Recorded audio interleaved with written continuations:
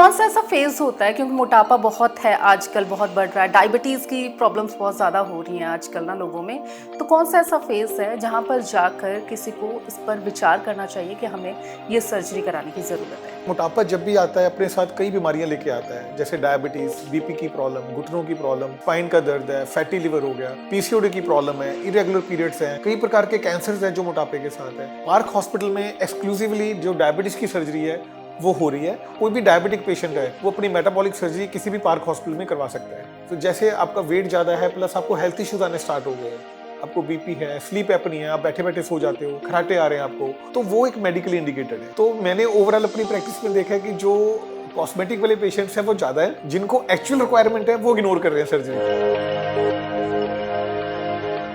Hello and welcome to Punjab Kesari group. मैं हूं आपके साथ संदेश शौलक शर्मा और मैं मौजूद हूं पार्क हॉस्पिटल मोहाली में। बात होगी बैरिएट्रिक और मेटाबॉलिक सर्जरी की, जो ना सिर्फ वजन कम करने में मदद करती है बल्कि डायबिटीज जैसी गंभीर समस्याएं हैं ना, उसका भी समाधान निकालती है। तो हमारे साथ मौजूद हैं एक्सपर्ट सर्जन यहाँ के डॉक्टर अमित गर्ग, जो हमें इससे जुड़ी हर बात बहुत ही बारीकी से बताएंगे, जो आपको भी बहुत अच्छे से समझ आएगी।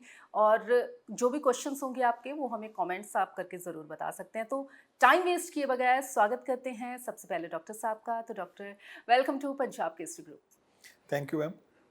मैं हूं doctor Amit Garg, bariatric and metabolic surgeon. मैं पिछले 15 साल से वेट लॉस और डायबिटीज की सर्जरीज कर रहा हूं। तो पिछले 12 साल से मैं फोर्टिस हॉस्पिटल मोहाली में काम कर रहा था और अभी पिछले 2 साल से मैं पार्क हॉस्पिटल में अपनी सेवाएं दे रहा हूँ।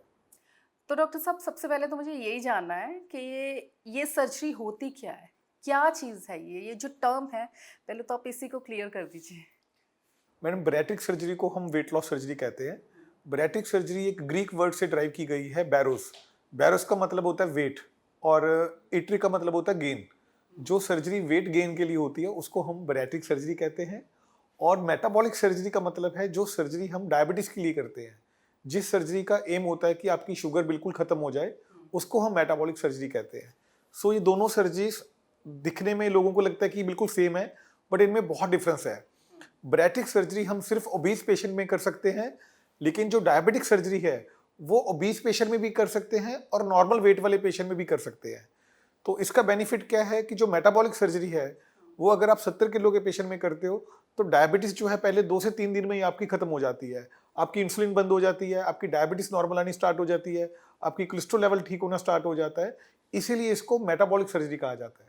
तो आप डॉक्टर साहब हैरान होंगे, क्योंकि मुझे ये बात पहली बार पता चली है कि कोई किसी सर्जरी से डायबिटीज़ का भी सॉल्यूशन मिलता है। मैं पहली बार जान रही हूँ और बहुत अच्छी बात है कि हमें ये छोटी-छोटी बातें हैं जो आपके लिए छोटी, हमारे लिए बहुत बड़ी हो जाती है, कि हमें पता चल रहा है। तो कौन-सा ऐसा फ़ेज़ होता है, क्योंकि मोटापा बहुत है आजकल, बहुत बढ़ रहा है, डायबिटीज़ की प्रॉब्लम्स बहुत ज़्यादा हो रही हैं आजकल ना लोगों में। तो कौन-सा ऐसा फ़ेज़ है जहाँ पर जाकर किसी को इस पर विचार करना चाहिए कि हमें ये सर्जरी कराने की ज़रूरत है? मैम, पहले तो मुझे लगता है कि चाहे वो मोटापा है या डायबिटीज, अगर दोनों एक, क्योंकि लाइफस्टाइल डिजीजेस हैं, मतलब ये दोनों बीमारियां हमारे खान पीन या सेडेंटरी लाइफस्टाइल की वजह से हैं। अगर किसी को भी मोटापा है या डायबिटीज है, जब उसका ट्रीटमेंट है तो वो हर पेशेंट को करना चाहिए। क्योंकि मोटापा जब भी आता है अपने साथ कई बीमारियां लेके आता है, जैसे डायबिटीज, बीपी की प्रॉब्लम, घुटनों की प्रॉब्लम, स्पाइन का दर्द है, फैटी लिवर हो गया, पीसीओडी की प्रॉब्लम है, इरेगुलर पीरियड्स हैं, कई प्रकार के कैंसर्स हैं जो मोटापे के साथ है। अगर एक बीमारी से आप इतनी बीमारियों से बच सकते हो तो हमें तुरंत उसका इलाज कराना चाहिए। सेम वे डायबिटीज है। अगर किसी भी पेशेंट को डायबिटीज हो गई है और उसकी शुगर्स कंट्रोल नहीं हो रही है, ये हमें पता लगता है आपका HbA1c लेवल कितना है, जो 3 महीने की एवरेज शुगर को बताता है। अगर आपका HbA1c 7 से ज़्यादा आ रहा है और आपकी शुगर्स कंट्रोल नहीं है, तो आपको मेटाबॉलिक सर्जरी के थ्रू आपकी शुगर को रिवर्स करना चाहिए। अदरवाइज क्या होगा, डायबिटीज़ की वजह से आपकी किडनीज डैमेज होंगी, आपके पाँव में जख्म आने स्टार्ट हो जाएंगे, आपकी आईसाइट खराब हो सकती है, आपको ब्रेन स्ट्रोक हो सकता है, हार्ट की प्रॉब्लम हो सकती है, किडनीज का डैमेज होगा, कोलेस्ट्रॉल बढ़ेगी। तो इतनी प्रॉब्लम्स क्यों इन्वाइट करनी है जब एक छोटी सी सर्जरी से आपकी डायबिटीज खत्म हो सकती है। जिसको स्टार्टिंग में ही डायबिटीज़ आया, कई सारे लोग होते हैं ना सर, जो बोलते हैं कि अभी तो मुझे बहुत थोड़ा-सा डायबिटीज़ आया है, मैं कंट्रोल कर लेता हूँ। तो उनको भी ये प्रेफ़र करना चाहिए कि हम सर्जरी से इसको ठीक मैम, करें? अगर मैं अभी लेटेस्ट गाइडलाइंस की बात करूं, अगर किसी पेशेंट का BMI 35 से ज़्यादा है और उसको अनकंट्रोल डायबिटीज़ है, तो वर्ल्ड वाइड जो डायबिटिक सर्जरी है ये फर्स्ट लाइन ऑफ ट्रीटमेंट है। पहले होता था कि हम मेडिसिन लेते थे, इंसुलिन लेते थे, और वो धीरे धीरे आपके शरीर को डैमेज करती है। अब गाइडलाइंस ये कह रही हैं कि हमें क्यों डैमेज करना है अपने शरीर को, क्यों हम वेट करना है कि किडनीज डैमेज हो, क्यों हमने वेट करें कि आपकी आईसाइट खराब हो फिर इलाज करना है। जब उसका इलाज है तो आप तुरंत करो, ताकि आपके ऑर्गन्स सेव हो सकते हैं। तो इसीलिए जिनका भी BMI 35 से ज़्यादा है प्लस डायबिटीज़ है, फर्स्ट लाइन ऑफ ट्रीटमेंट है। और सबसे अच्छी बात, ये ट्रीटमेंट इंश्योरेंस में कवर्ड है, सेंट्रल गवर्नमेंट इसको कवर कर रही है। ECHS के पेशेंट्स, जो आर्मी वाले पेशेंट्स हैं, उनके लिए गवर्नमेंट कवर कर रही है, बट लोगों में इस चीज़ की अवेयरनेस नहीं है, तो इसलिए लोग फैसिलिटी होने के बावजूद भी उसका बेनिफिट नहीं ले पा रहे हैं। जी। तो अगर मैं अभी डायबिटीज़ की बात करूँ, तो कब जाके हमें अपने आप से ऐसे चेक कर लेना चाहिए कि डायबिटीज़ का कहते हैं ना कि इस एज में जाके हमें ये टेस्ट ज़रूर करवाने चाहिए। डायबिटीज़ का भी कोई फेज़ है ऐसा एज ग्रुप के, इस एज ग्रुप में जाके? मैम डायबिटीज़ देखो मल्टीपल फैक्टर्स पे डिपेंड करती है। अगर आपकी स्ट्रॉन्ग फैमिली हिस्ट्री है, यानी आपके पेरेंट्स को डायबिटीज़ है या आपके ब्रदर सिस्टर्स को है, तो आपको रेगुलरली अपने आप को चेक कराना चाहिए। Every 3 months you should get your HbA1c level. तो आप देखो उसमें कितना है। अगर आपका नॉर्मल HbA1c जो है 5.7 से कम होना चाहिए।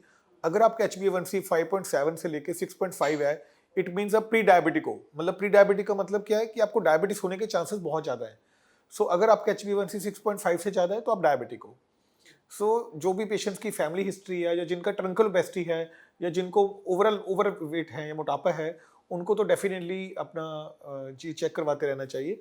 प्लस अगर आपको कुछ सिम्टम्स आ रहे हैं, जैसे प्यास ज़्यादा लग रही है, यूरिन ज़्यादा आ रहा है, अनएक्सपेक्टेड वेट लॉस होना स्टार्ट हो गया है, आपको भूख ज़्यादा लग रही है, तो ये कुछ सिम्टम्स होते हैं जो आपको इशारा करते हैं कि आपको डायबिटीज़ की तरफ आप जा रहे हो।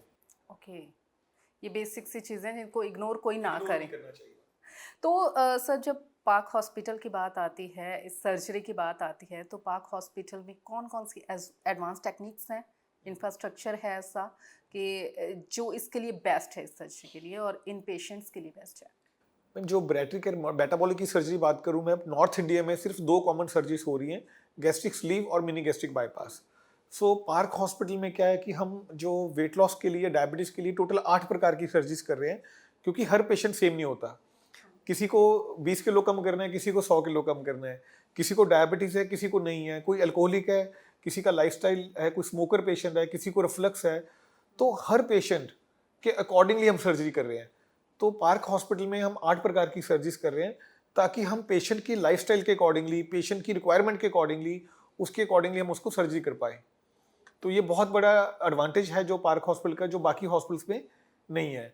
प्लस पार्क हॉस्पिटल में एक्सक्लूसिवली जो डायबिटीज़ की सर्जरी है वो हो रही है, और ये सिर्फ मोहाली में नहीं, हमने अपनी जो सर्विसेज हैं ये पार्क के हर हॉस्पिटल में इसको प्रोवाइड करने जा रहे हैं, ताकि जो कोई भी डायबिटिक पेशेंट है वो अपनी मेटाबॉलिक सर्जरी किसी भी पार्क हॉस्पिटल में करवा सकता है। जी। अच्छा सर, ये तो डायबिटीज़ वालों की बात की ना अभी मैंने। अभी आजकल का जो लाइफ़स्टाइल है ना, मोटापा हो रहा है और लोग चाहते भी हैं कि वो बिल्कुल स्लिम दिखें, फिट दिखें, तो उसके लिए बहुत कुछ करते भी हैं। तो वैसे पेशेंट भी आते हैं आपके पास जो सिर्फ़ अपने आप को अपने लुक्स को एनहांस करने के लिए आपके पास आते हैं कि हमें मोटापा कम करना है? इसमें मैम पर्सनल चॉइस आ जाती है। सो कुछ बहुत सारे पेशेंट्स हैं जो हेल्थ कॉन्शियस होते हैं, जी। तो मतलब इवन 70-75 केजी पे भी वो हमारे पास आते हैं कि डॉक्टर साहब मुझे सर्जरी करवानी है। इवन मैं कल ही, मेरे पास गुजरात से पेशेंट आई है, तो उनका वेट 74 केजीज़ है, मतलब कोई डायबिटीज़ नहीं है, कोई बीपी की प्रॉब्लम नहीं है, बट शी वांटेड कि मुझे डॉक्टर साहब सर्जरी करानी है क्योंकि मैं सुंदर दिखना चाहती हूँ, और 52 या 55 पे आना चाहती हूँ। तो ये पेशेंट्स का प्योरली रीज़न होता है कॉस्मेटिक रीजंस, ताकि आप सुंदर दिखने के लिए करवा रहे हो। बट मैक्सिमम पेशेंट्स, अगर मैं ओवरऑल बात करूं, तो कुछ लोगों के लिए मेडिकली इंडिकेटेड होता है। तो जैसे आपका वेट ज़्यादा है, प्लस आपको हेल्थ इश्यूज आने स्टार्ट हो गए हैं, आपको बीपी है, स्लीप एपनी है, आप बैठे बैठे सो जाते हो, खराटे आ रहे हैं आपको, तो वो एक मेडिकली इंडिकेटेड है। तो मैंने ओवरऑल अपनी प्रैक्टिस में देखा है कि जो कॉस्मेटिक वाले पेशेंट्स हैं वो ज़्यादा है, जिनको एक्चुअल रिक्वायरमेंट है वो इग्नोर कर रहे हैं सर्जरी को। जी।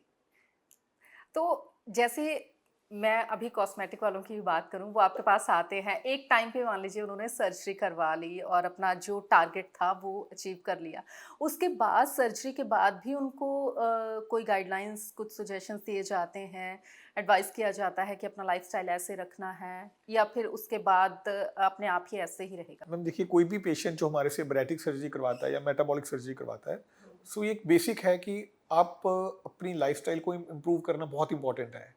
सो अगर मैं डाइट की बात करूं, आपको डाइट में सब कुछ खा सकते हो, सिर्फ आपको हाई कैलोरी डाइट्स को कम करना है, आपको अपनी चॉइसेस को चेंज करना है।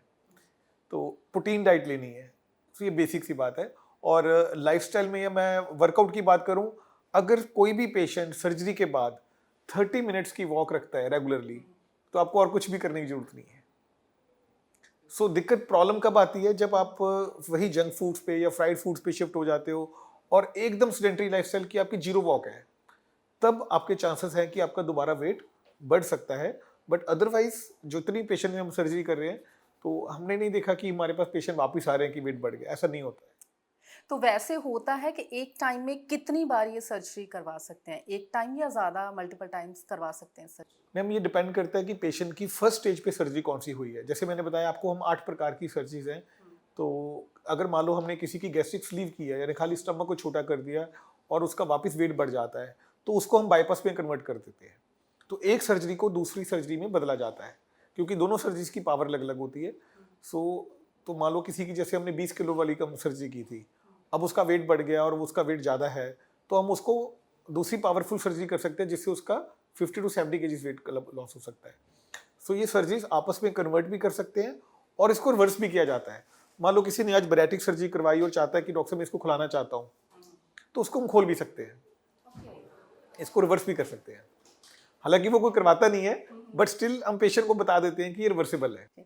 तो इसके कोई साइड इफेक्ट्स तो नहीं होते कि एक पर्टिकुलर लाइफस्टाइल को फॉलो करना है आपने? जो स्पेशली कॉस्मेटिक्स वालों की मैं बात कर रही हूँ, उनको स्पेशली उनके लिए कोई खास गाइडलाइंस होती हैं कि आपने इन्हीं को इसी चीज़ को फॉलो करना है, नहीं तो कुछ साइड इफेक्ट्स हो सकते हैं इसके? मैम यूजली देखो, बैरेटिक सर्जरीज के ऐसा कोई साइड इफेक्ट्स नहीं है। साइड इफेक्ट हमारे तब आते हैं जब हम किसी चीज़ को फॉलो नहीं करते। सो फॉर एग्जांपल कुछ पेशेंट्स हैं, जैसे अगर आपकी लो कार्ब डाइट रहेगी या प्रोटीन्स कम रहेंगे, तो क्या होता है, आपकी बॉडी में प्रोटीन्स कम हो सकते हैं। सो सर्जरी के बाद आपको कैल्शियम मल्टीविटामिन लाइफ लॉन्ग लेना होता है। तो कुछ पेशेंट्स हैं कि वो कैल्शियम या मल्टीविटामिन छोड़ देते हैं, तो उनकी बॉडी में कैल्शियम कम हो सकता है, मल्टीविटामिन कम हो सकते हैं। उसका सिम्टम्स कैसे आएगा कि आपका माइल्ड हेयर फॉल। तो कुछ पेशेंट हमारे पास आते हैं कि डॉक्टर साहब मेरा हेयर फॉल हो रहा है, और जब हम उनकी डाइट पूछते हैं तो बिल्कुल जंग चल रही होती है। तो जैसे ही हम उनकी डाइट मॉडिफाई करते हैं तो उनका हेयर फॉल स्टॉप हो जाता है। तो ऐसी छोटी छोटी प्रॉब्लम्स हैं, लेकिन वो सारी चीज़ें आपकी डाइट और वर्कआउट से ही रिलेटेड है। और डॉक्टर साहब मानोगे, मुझे बहुत मज़ा आ रहा है सुन के, क्योंकि बहुत इंटरेस्टिंग है ये और बहुत अच्छा लग रहा है।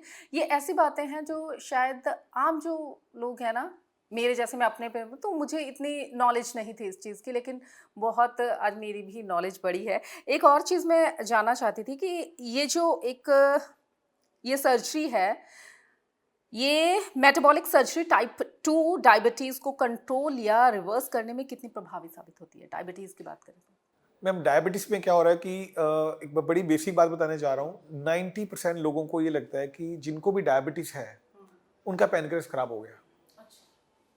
उनको लगता है कि अगर हमें डायबिटीज़ होगी तो इसका कोई ट्रीटमेंट नहीं है, मुझे लाइफ लॉन्ग मेडिसिन खानी पड़ेगी, और अगर मेरी शुगर नहीं कंट्रोल हो रही तो मुझे इंसुलिन लेनी पड़ेगी। पर ये बिल्कुल गलत है। मैंने अपने पिछले 15 सालों में देखा है, जिन भी पेशेंट्स के मैंने टेस्ट करवाए हैं आपके पैनक्रियास के, कि आपका पैनक्रियास कितना काम कर रहा है, कितनी इंसुलिन बन रही है, और जो वो इंसुलिन बन रही है नहीं, वो काम कर रही है नहीं कर रही है, तो मैंने देखा 90% पेशेंट्स में पैनक्रियास नॉर्मल होता है। तो उसके लिए एक टेस्ट होता है फास्टिंग सी पेप्टाइड लेवल। सो इसका जो लेवल है 0.5 से लेके 2.5 तक होता है। अगर आपको भी डायबिटीज़ है और आप जानना चाहते हैं कि रिवर्स हो सकती है नहीं, तो सबसे पहले आप अपना पैनक्रियास वैल्यूएट करवाइए कि आपका पैनक्रियास काम कितना कर रहा है। उसके लिए खाली पेट फास्टिंग सी पेप्टाइड लेवल है, वो आप चेक करवा सकते हैं। अगर आपका सी पेप्टाइड लेवल 1 से ज़्यादा है, तो आपकी डायबिटीज सर्जरी से 100% रिवर्स हो सकती है। और ये सर्जरीज इतनी पावरफुल है, जैसे ही मैं पेशेंट के ऊपर डायबिटिक सर्जरी करता हूँ, अगले 2 से 3 दिन में उनकी इंसुलिन बंद हो जाती है और मेडिसिन बंद हो जाती है। So that is the beauty of this surgery. बिल्कुल, क्योंकि जो डायबिटिक पेशेंट है ना, जितने मैंने देखे अपनी लाइफ में ना डायबिटिक पेशेंट, उनके एक माइंडसेट हो जाता है। एक बार डायबिटीज़ हो गया तो उनको लगता है कि ये तो अब मेरे साथ ही जाएगा। ये वर्ड होता है उनका कि मैंने ऐसे ये रहना है। बिल्कुल ठीक है, क्योंकि डायबिटीज का पहले इलाज नहीं था। सो जब से मेटाबॉलिक सर्जरीज आई हैं तो बहुत लोग करवा रहे हैं। अगर यूके की बात करूं, यूके में बैरेट्रिक और मेटाबॉलिक सर्जरी की जो है वेटिंग 4 साल की चल रही है। क्योंकि वहाँ पे क्या है, गवर्नमेंट हर पेशेंट का खर्चा किसने करना है, गवर्नमेंट ने। सो गवर्नमेंट ने एनालाइज किया कि एक ही पेशेंट जिसका वेट भी ज़्यादा है और डायबिटीज़ भी है, तो पूरी उम्र में हम उसके ऊपर कितना खर्चा करेंगे। कभी उसके नी रिप्लेसमेंट करवा रहे हैं, कभी आंखों का इलाज करा रहे हैं, कभी किडनीज डैमेज हो रही हैं, कभी स्टेंट डल रही है उसके, कभी कुछ हो रहा है। तो गवर्नमेंट ने वहाँ पे प्रमोट किया कि आप बैरेट्रिक सर्जरी करवाओ, उससे लोगों का भी बेनिफिट हो गया, उनको बार बार सर्जरी नहीं करवानी पड़ती, और गवर्नमेंट का भी बेनिफिट ये हो गया कि उनका खर्चा कम हो गया। सो हेल्थ केयर बर्डन कम हो गया। सो इसीलिए वहाँ पे इस सर्जरीज को प्रमोट किया जा रहा है ताकि लोग भी खुश रहें और गवर्नमेंट भी खुश रहे। तो this is a major difference. तो इसीलिए वहाँ पे जो फॉरेन कंट्रीज है, जैसे यूके में 4 साल की वेटिंग चल रही है, ऑस्ट्रेलिया में 2 साल की वेटिंग है, दुबई में 2 साल की वेटिंग है। अब वो लोग वेटिंग की वजह से हमारे पास इंडिया आ रहे हैं सर्जरी करवाने के लिए। सेकेंडली जो कॉस्ट ऑफ सर्जरी है, जैसे दुबई में की बात करूँ, ऑलमोस्ट 24 से 25 लाख रुपए की सर्जरी है, जो यहाँ पे सिर्फ मतलब 5 गुना कम से खर्चा है यहाँ पर। तो इसीलिए लोग बाहर से इंडिया आ रहे हैं, उनको लगता है चंडीगढ़ चलते हैं और सर्जरी करवा के आ जाते हैं, इट्स वेरी इजी। तो ये जो ट्रेंड है, मुझे लगता है कि कहीं ना कहीं हमारी गवर्नमेंट भी बहुत सपोर्ट कर रही है, बट मेनली अवेयरनेस की कमी है। तो जैसे लोगों में अवेयरनेस हो रही है तो उससे लोग आ रहे हैं। अभी आप मेरे माइंड में यही बात चल रही थी जब आपने बात की ना कि इंडिया में भी बहुत कुछ हो रहा है, लेकिन मेरे ख्याल से अभी इसकी अवेयरनेस की अभी बहुत ज़्यादा ज़रूरत है, लोगों को जागरूक करने की। इसके लिए कुछ खास किया जा रहा है, क्योंकि इस टेक्निक के बारे में, इस सर्जरी के बारे में ज़्यादा लोग जागरूक नहीं हैं। मैम मैं अपने लेवल पे देखूँ, जो भी पेशेंट्स हैं हम लोग लाइक रेगुलर उनको सेमिनार्स, इन्फॉर्मेशंस, अब मैं कल करनाल जा रहा हूँ वहाँ पे डॉक्टर्स को एजुकेट करने के लिए, like I am taking the CME की सर्जरी, जो डायबिटीज़ की सर्जरी है वो बैरेट्रिक से डिफरेंस कैसे है वेट लॉस सर्जरी से, और ये सर्जरी हम पतले पेशेंट में भी कर सकते हैं, ये सर्जरी काम कैसे करती है। तो मैं अपने लेवल पे पेशेंट्स की एजुकेशन, डॉक्टर्स की एजुकेशन हम मल्टीपल लेवल्स पे कर रहे हैं। इवन हमारी वेबसाइट है, यूट्यूब चैनल है, जहाँ पे बहुत सारे पेशेंट्स ने शुगर की सर्जरी करवा रखी है और वो बता रहे हैं कि मेरे को 5 साल हो गए मेरी शुगर ठीक हो गई है, मुझे 2 साल हो गए मैंने शुगर का ऑपरेशन कराया, मुझे नॉर्मल है। तो हम मल्टीपल लेवल्स पे एजुकेट कर रहे हैं लोगों को। लेकिन ये पॉसिबल तभी होगा जब कोई गवर्नमेंट इसको बड़े लेवल पे इनिशिएटिव लेगी, ताकि ये सब मैसेज सबको तक पहुंचा सके। जी। अच्छा, डॉक्टर साहब, जब सर्जरी की बात होती है ना, तो बेशक कोई छोटी-सी सर्जरी हो तब भी ना, एक हम जो इंडियन होते हैं ना, हमारा माइंडसेट होता है कि सर्जरी है, लंबा टाइम बेड रेस्ट होगी, कब हम नॉर्मल अपना डेली रूटीन है जो वो फॉलो कर पाएँगे। तो ये जो सर्जरी है, इसकी रिकवरी में कितना टाइम लगता है और कब हम जो हमारा डेली रूटीन है उसको फॉलो कर सकते हैं? मैम सर्जिकल, देखो हमारा पुराना माइंडसेट था कि जो पहले टाइम में क्या होता था, जो इतनी सर्जरीज होती थी ये ओपन सर्जरीज होती थी कि हम पूरा बड़ा ऑपरेशन पेट खोल के ऑपरेट करते थे। But with the modern advances, जितनी भी बैरेट्रिक एंड मेटाबॉलिक सर्जरीज हैं, चाहे पेशेंट का 200 किलो वेट भी है, हम ये सारी सर्जरीज दूरबीन से करते हैं। तो किसी भी पेशेंट में ओपन सर्जरी नहीं की जाती, हर सर्जरी हम दूरबीन से, मतलब 4 से 5 छोटे छोटे सुराखों से की जाती है। उसका एडवांटेज क्या है कि सर्जरी के बाद पेशेंट 2 घंटे बाद चल फिर सकता है और तीसरे दिन पेशेंट का डिस्चार्ज हो जाता है। आपके कोई राइल ट्यूब्स, जैसे हम नाक में नली या यूरिन की पाइप कुछ भी नहीं लगाते। हमने इसको इतना सिंपल कर दिया है कि पेशेंट आया, सर्जरी कराई, 2 घंटे बाद आप चल रहे हो, थर्ड डे घर। तो इंटरनेशनल पेशेंट्स जो आ रहे हैं बाहर से हमारे पास, सिर्फ 1 वीक की छुट्टी लेकर आते हैं, आया, ऑपरेट करवाए और थर्ड डे वो अपना बाय एयर खुद जाके ट्रैवल कर सकते हैं। इवन जो मेरे पास दिल्ली से पेशेंट आते हैं, मैं देखता हूँ वो खुद ड्राइव करके वापस जा रहे हैं। सो रिकवरी का हमें कोई इशू नहीं है, मतलब बिकॉज की सारी सर्जरी लैप्रोस्कोपिकली हो रही है। तो ये भी बहुत अच्छी चीज़ है कि जो साइंस इतनी एडवांस हो रही है ना, तो आम बंदा जो अपनी डेली रूटीन से हट ही नहीं पाता, उनके लिए तो ये खैर बहुत ज़्यादा अच्छा है। पाक हॉस्पिटल है जो, वो सर्जरी के बाद डाइट, साइकोलॉजिकल सपोर्ट और लॉन्ग टर्म गाइडेंस कैसे प्रदान करता है? क्या कुछ स्पेशल फैक्टर्स हैं? बाद में कैसे पेशेंट के साथ टच में रहते हैं, या पहले ही प्रॉपर रूटीन उनका सेट करके भेजा जाता है? मेरे पार्क हॉस्पिटल में हमारा एक डिपार्टमेंट है कॉर्सिल्स, जिसका नाम है centre for obesity, diabetes and single incision laparoscopic surgery. So ये पूरा डिपार्टमेंट जो है स्पेशलाइज्ड बैरेट्रिक और मेटाबॉलिक पेशेंट्स, यानी जो ओबेसिटी और डायबिटीज़ वाले पेशेंट्स हैं उनको देखता है। और इस डिपार्टमेंट में हमारी पूरी ऑर्गेनाइज टीम है। जैसे कि हमारे पास डाइटिशियंस हैं जो रेगुलर पेशेंट्स को डाइट के बारे में या काउंसलिंग करती हैं कि पोस्ट सर्जरी आपकी डाइट क्या होनी चाहिए। हमारे पास साइकोलॉजिस्ट है जो पेशेंट्स की काउंसलिंग करती है कि आपकी सर्जरी के बाद आपका हेल्दी लाइफस्टाइल कैसे अपनाना है, आपको मतलब वॉक के लिए जाना है, मतलब या फूड हैबिट्स कैसे चेंज करनी है, चॉइसेस कैसे चेंज करनी है। इसके अलावा जो मेरी टीम है वो हर पेशेंट का एक सपोर्ट ग्रुप बना देती है। सो जैसे ही हमारे पास पेशेंट डिस्चार्ज होकर जाता है तो हम एक व्हाट्सएप पे एक सपोर्ट ग्रुप बना देते हैं जिसपे मेरी डाइटिशियन, साइकोलॉजिस्ट टीम सब मेंबर्स होते हैं। तो अगर किसी भी पेशेंट को कुछ भी पूछना है, कोई भी इशू आ रहा है, तो they just drop A message in the group और उनको इन्फॉर्मेशन मिल जाती है। सो हमारी कोशिश होती है कि जो भी पेशेंट हमारे पास फॉरेन से आ रहे हैं सर्जरी करवाने, तो उनको इतना इजी कर दें हम, ताकि उनके माइंड में छोटा सा भी कोई डाउट है तो इमीडिएट उनको आंसर मिल सके। So this is possible only at park hospital. तो इस सर्जरी का ना डॉक्टर, कोई एज ग्रुप भी है कि मैक्सिमम इस एज ग्रुप तक की सर्जरी हो सकती है, मिनिमम इस एज ग्रुप से स्टार्ट होती है सर्जरी, या कभी भी कोई भी करवा सकता है? मैम यूजली अगर मैं बुक्स की बात करूं तो वहाँ पे जो थ्योरेटिकल है कि बैरेट्रिक सर्जरी की जो एज है वो 15 साल से लेके 60 ईयर्स तक है। यूजली मना किया जाता है कि 60 साल के बाद बैरेट्रिक सर्जरी नहीं करनी चाहिए, बट ऐसा नहीं है। सो मैंने पीछे रिसर्च की थी, मैंने सारे पेशेंट्स अपने 60 ईयर्स से लेके 75 ईयर्स में किए।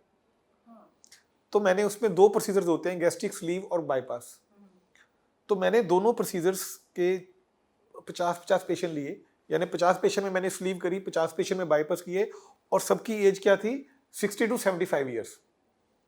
अब उनमें मैंने एनालाइज किया, कंपैरिजन किया कि ओल्ड एज में अगर सर्जरी करनी है तो आपके लिए कौन सा प्रोसीजर बेस्ट रहेगा। तो उसके लिए मैंने एक रिसर्च करके मैंने आर्टिकल लिखा, जो आर्टिकल अमेरिकन जर्नल में पब्लिश है मेरा। ताकि देखो गाइडलाइंस कहाँ से आती है, अगर गाइडलाइंस कोई तो बनाएगा, रिसर्च कोई तो करेगा। तो वो मेरी रिसर्च ऑलरेडी अमेरिकन जर्नल में है, जिसमें हमने बताया कि अगर आप ओल्ड एज में बैरेट्रिक सर्जरी करते हो तो आपके लिए ये प्रोसीजर सेफ है। सो डॉक्यूमेंटेड गाइडलाइंस हैं कि अप टू 60 ईयर्स, बट हम अपने सेंटर में यहाँ पे पार्क हॉस्पिटल में 75 ईयर्स तक भी बैरेट्रिक सर्जरी कर रहे हैं। हम हर पेशेंट की प्रॉपर वैल्यूएशन करते हैं, कार्डियक फंक्शन करते हैं। अगर आपका हार्ट अच्छा काम कर रहा है, आपको कोई अदर प्रॉब्लम्स नहीं है, तो ये सर्जरी बिल्कुल सेफ है। बिल्कुल। और अगर किसी को इस चीज़ के अलावा कोई और प्रॉब्लम हो, कोई और दिक्कत हो, तब भी ये सर्जरी की जा सकती है? जैसे किसी को डायबिटीज़ है, कोई और भी किसी थायराइड है, या कोई भी पेशेंट है, हार्ट पेशेंट हो। बहुत अच्छा क्वेश्चन पूछा आपने। सो हम मैक्सिमम जो हमारे पास पेशेंट्स आ रहे हैं वो वेट लॉस और डायबिटीज़ के लिए आ रहे हैं, बट उसके अलावा बहुत सारे पेशेंट्स हैं जिनमें ये इंडिकेशन है इस सर्जरी की। For example sleep apnoea. आपने देखा होगा कि एक हेल्दी पेशेंट है, वो बैठे बैठे सो रहा है, रात को स्नोरिंग कराटे आ रहे हैं, आपकी क्वालिटी ऑफ लाइफ बहुत ख़राब हो रही है, आप कहीं भी बैठे हो सो जाते हो, उसको हम कहते हैं स्लीप एपनिया। उसका रीज़न है कि आपका नेक एरिया और फेस एरिया में फैट बढ़ जाता है, जिसकी वजह से आपको ऑक्सीजन लेवल पूरा नहीं हो पाता। तो जैसे ही हम बैरेट्रिक सर्जरी करते हैं, उनका स्लीप एपनिया ठीक हो जाता है। अब कुछ पेशेंट्स हैं हमारे पास सारे फैटी लिवर, वो कहते हैं डॉक्टर साहब मैंने कभी अल्कोहल नहीं पी, लेकिन मेरा लिवर फैटी आ रहा है, मैंने अल्ट्रासाउंड कराई थी, मेरा ग्रेड 2 फैटी है, ग्रेड 3 फैटी आ रहा है, तो इसका क्या करना है। सो फैटी लिवर का ट्रीटमेंट सिर्फ एक ही है, वेट लॉस। अगर आप उस लेवल पे ग्रेड 2 पे इग्नोर करोगे, अल्टीमेटली क्या होगा, ग्रेड 3 फैटी लिवर होगा और आपका लिवर डैमेज हो जाएगा। सो ये बहुत कॉमन प्रॉब्लम है कि लोग अपने फैटी लिवर की रिपोर्ट को इग्नोर कर देते हैं, बट उसका ट्रीटमेंट क्या है, वेट लॉस। चाहे आपका 80 kg वेट भी है और अगर आपको फैटी लिवर आ रहा है, तो आप 20 किलो कम करेंगे तो आपका फैटी लिवर चला जाएगा। तो वैसे पेशेंट्स भी हमारे पास सर्जरी के लिए आ रहे हैं जो हेल्थ कॉन्शियस हैं, जो चाहते हैं कि अपने लिवर को बचाया जाए, तो वो लोग हमारे पास 80 kg पे भी कराते हैं।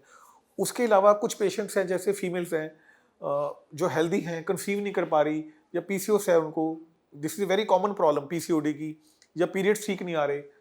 तो अगर आप कहीं पे भी सर्च मारोगे, किसी भी गायनेकोलॉजिस्ट को मिलोगे, आप पूछोगे कि मैम पीसीओडी का ट्रीटमेंट क्या है या इरेगुलर पीरियड्स का ट्रीटमेंट क्या है, तो हर जगह पे एक ही बात बोली जाती है, ट्रीटमेंट इज वेट लॉस। सो वो पेशेंट जब मेडिसिन लेने के बाद या डाइट के बावजूद भी आपका वेट नहीं कम हो रहा, तो वो पेशेंट हमारे पास सर्जरी के लिए आते हैं। अब इसके अलावा एक कैटेगरी है जो बड़ी कॉमन कैटेगरी है, वो है नी रिप्लेसमेंट।